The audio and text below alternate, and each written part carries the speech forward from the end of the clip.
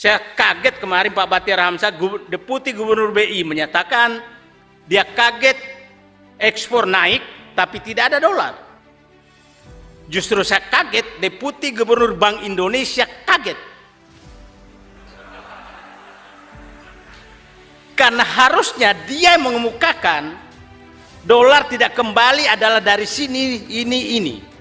Nah itulah Presiden Jokowi menyatakan ekspor nikel yang diserahkan ke Cina katanya naik dari 2 miliar dolar menjadi 20 miliar dolar. Tapi nggak ada yang kembali. Itu sama dengan menyerahkan tambang kita ke Cina dan diangkut ke Cina dan tidak kembali.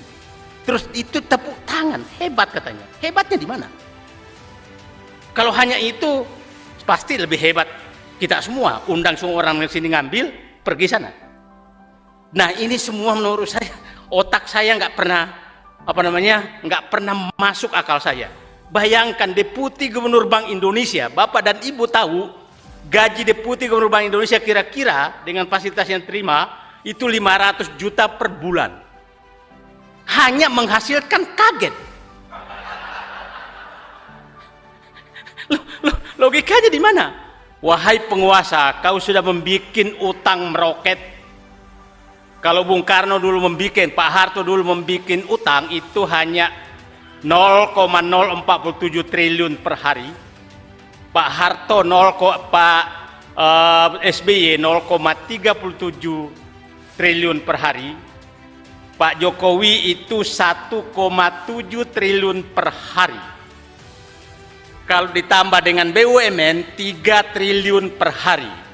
Jadi kalau ada yang menyatakan negara ini makin bagus, tiap hari kita ditambah utang 3 triliun per hari. Nah, angka kemiskinan naik tapi utang bertambah. Terus uang itu kemana?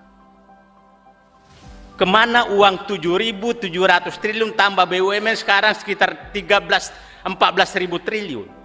Uang itu kemana? Masuk kantong kah? Utang ini asal Bapak tahu itu puncaknya nanti kira-kira di akhir pemerintahan berikutnya. Karena dia membuat utang itu jangka pendek, rata-rata 5-6 tahun. Dan bunganya sangat tinggi itu sekitar sekarang 6,2%. Pembayaran pokok utang kita sekarang sekitar 450 triliun bunga saja, 450 triliun.